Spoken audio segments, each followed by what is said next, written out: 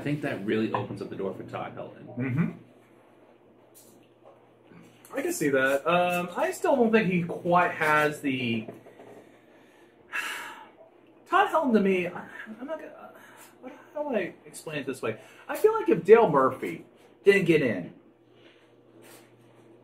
I don't see why Todd Helton should get in as an average first base, as just a slightly above average first baseman. I mean, I get it, he was face of the franchise and all, but I just don't see prime, in his prime, he was statistically his peak is just about as good as anybody's. Okay.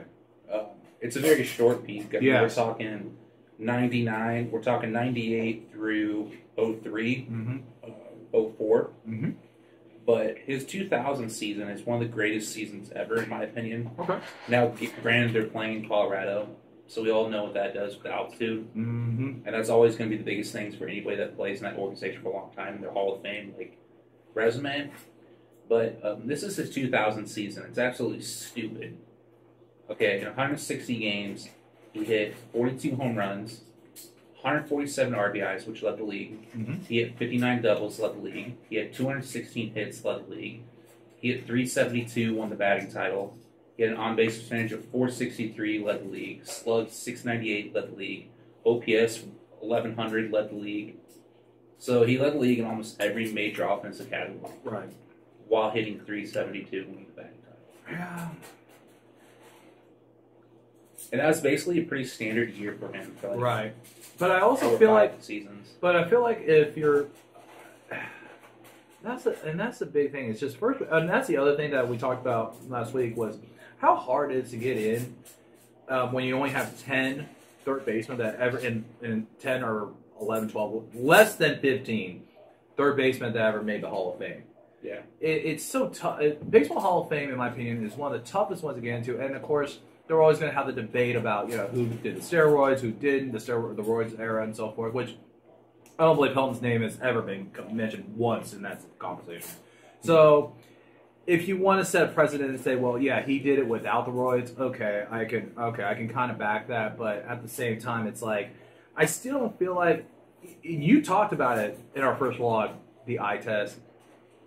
I just don't quite see him being that Hall of Fame caliber level player. Now, yeah, I felt the same way about Larry Walker. Oh, so yeah, absolutely. I think, and I don't disagree very with you on that one. And I don't disagree with you on that one either. And, yeah, I think it opens the door for somebody. The only thing about Larry Walker that I thought he had a real good chance with, it was around the time that he and Tony Gwynn were fighting for this, was the batting average. Was that both of them at the time were hitting around 400. Yeah, and they would have carried that all the way to the All-Star break. I think that could have been a legit argument to say he might be able to sneak in at some point. But you're right. I don't think Larry Walker should be necessarily like Hall of Famer any time in our era per se. But if he gets in down the road when many years. Larry got in. Oh, Larry is in. Oh, I'm sorry. 2 years ago, I think. Oh, you might be right. Yes, but okay. So your argument that is valid. The fact that Helton is going to open up Helton to get in at some point. We'll see. I mean, they're very similar statistically. They're very similar players. Mm-hmm.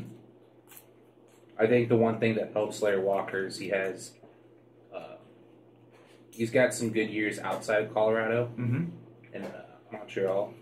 One thing I want to point out, that World Series, that 95 World Series, because it still replays in my head as a kid. I mean, because I was a Braves fan, of course, back then, and I watched most, if not all of it.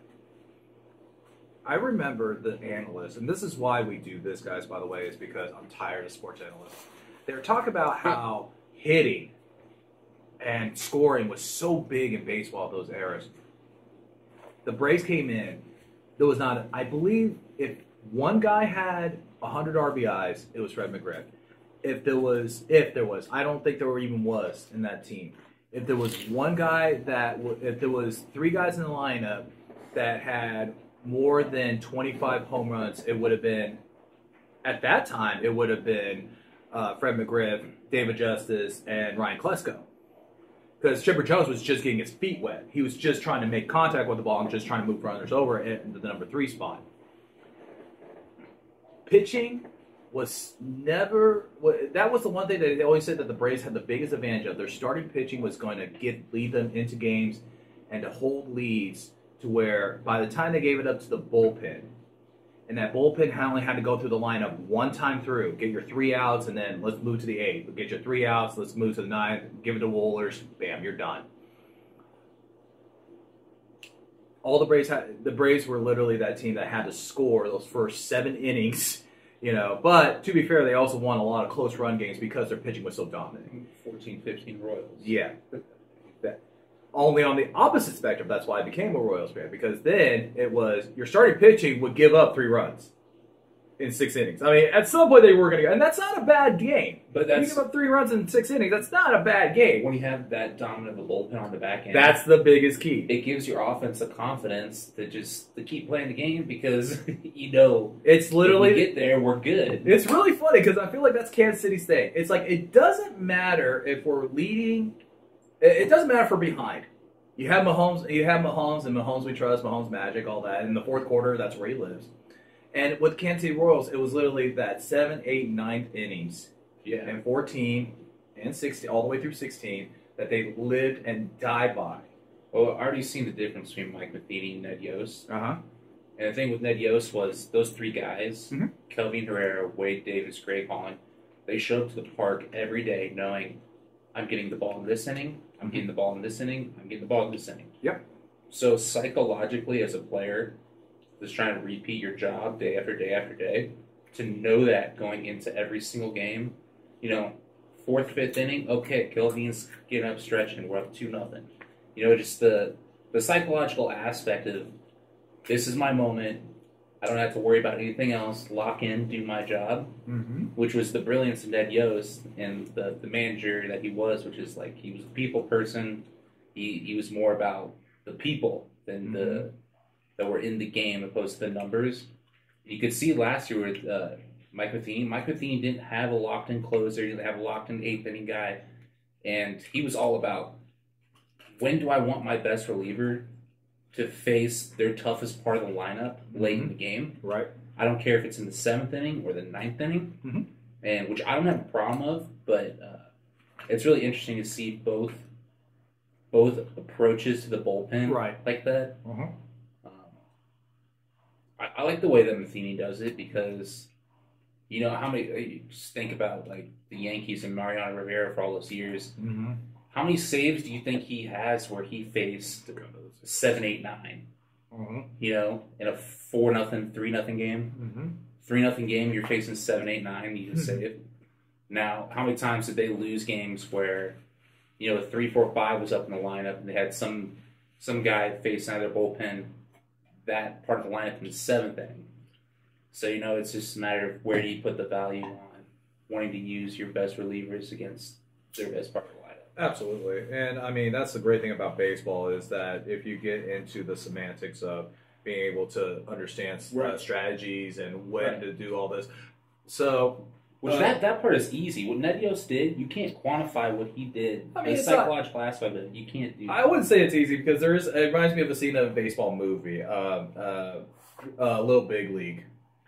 There was a part in it, by the way, if you have not seen that movie, go see it because it's actually a good movie. But there's a scene that's specific where the kid, Billy, is talking to I believe it's the GM, and he's talking to the pitching coach. And he wanted to become the manager. He just became the new owner because his grandfather passed away. He was the owner of the Minnesota Twins. And he literally, and they were like, he wanted to be the manager. And they're like, well, and the pitching coach was like, you know, you got to know strategies. You got to know when this happens. And then they were like, all right, give me a strategy. Give me a situation. And he literally went through all the dynamics of what could happen. Is it day and night? Is it like, are we home or away? What lineup's coming up next? Who's in their bullpen? Who's doing this? And he gave him the situation, and literally the pitcher coach was like, well, no, you shouldn't do that. This is what we would do this to be able to put this in this position. However, then he counteracted, like, well, if that happens, then this is the things like that can happen. So for all of us that are nerds and that understand that and want to understand that dichotomy, it's so fun to watch. It really, that's why baseball can be so fun to watch. You know, it's like it's like a live chess match is what I tell people. Which I'm honestly very happy that pitchers are still going to hit in the National League. Yes. Oh, because that's a dynamic that's always fun. See, they need to stop. They need to stop trying to make the game more appealing to people that don't like it. Make the game more appealing to the people that are already there. You know, like take care of your loyal customers. That's what it comes down to. Yeah, and plus, you know, it's still a family-friendly game to go to. You know, that's the thing, and that's the whole point of it. It's supposed to be one of those family outings. You go enjoy the game, you're out in the sun. Now, honestly, fuck a kid show. But as much as I love the family-friendly atmosphere at Kauffman Stadium, I'm going to give you an example of something that just absolutely pisses me off, and it just plays in their whole atmosphere and what they want out there. We're talking about Kauffman Stadium. So, sitting in the outfield by the visiting bullpen, the Astros are in town. And the Astros are up. The Astros go up 5-1 in the top half of the ninth inning. They put up a crooked number. They're up 5-1, and so we're leaving. We're calling it a night. The group that I'm with. Not that I'm always the person who wants to stay till the end, but sometimes you go to a baseball game with a group of people that want to get the fuck out of there. Understand that. So we're getting out of there, and we're walking by the Astros bullpen. So me just being a smartass, I don't swear. I don't say anything that's like outrageous. Yeah. I just yell into their bullpen and I say, how does it, because the guy that was warming up, obviously mop up duty. It's not their closer. They got the big lead. So I just yelled down there. I was like, hey, how's it feel? Get ready to blow a 4-run lead in the ninth. And immediately the security guard was ready to kick me out of that game. Oh, Jesus. I didn't say no profanity or nothing. Yeah, no. And that's the worst part about it. But, because I like to go to the game, have a few drinks, and, you know. I really do believe that the security team at Kauffman Stadium does take their game take their jobs just a little too seriously. I get if it's profane lace and you're insulting the person's family, something. I get that, but come on. I mean, similar story to yours. I was actually on that side. I was on the visiting side bullpen, which I love sitting in. That's just good old classic heckling. Yeah, you got 100%. Oh, 100%. I agree with yours. Now and then the flip side that people are like, what's the difference? Well, here's the difference because I have the difference. And actually, I got banned but speaking of radio analysts, I got banned by 610 Sports Radio's who's the morning show guy now? Bob Fesco. I used to tweet to him, and he actually like stopped talking, like muted me because of the fact that, and because of this comment that I made. So I was at that same side where Tyler was talking about the visiting bullpen side. I was sitting there just hanging out with my friends, and all of a sudden this group of kids that were on my right started heckling the bullpen, and they were using swears. I heard "F you." Maybe it could have been a racial term because I think it was I don't remember who they were heckling per se, but it might have been even the kid from one of the guys from Seattle Mariners that was, I think it was, I cannot pronounce his name, Ikanami or Ikana, whatever it was. Anyways, he was warming up. This was just the start of the game, and they might have said some Japanese terms that was probably not endearing, whatever. I wasn't paying attention, but I know that my friends were talking about how, oh, those are bigots, those are jerks, yada, yada, yada. I'm like, okay, so I assumed that was the case because, again, I didn't hear it. But I then noticed the security guard comes up, explains to him, hey, and this is his explanation. Do you think we're Yankee Stadium? Do you think we're Boston? Do you think we're this? We're better. We're classier. We're this and this. So here's the thing with a place like Kansas City, though. They're trying to put fucking asses in the seats for 81 games. Yep. And it's hard to do in baseball.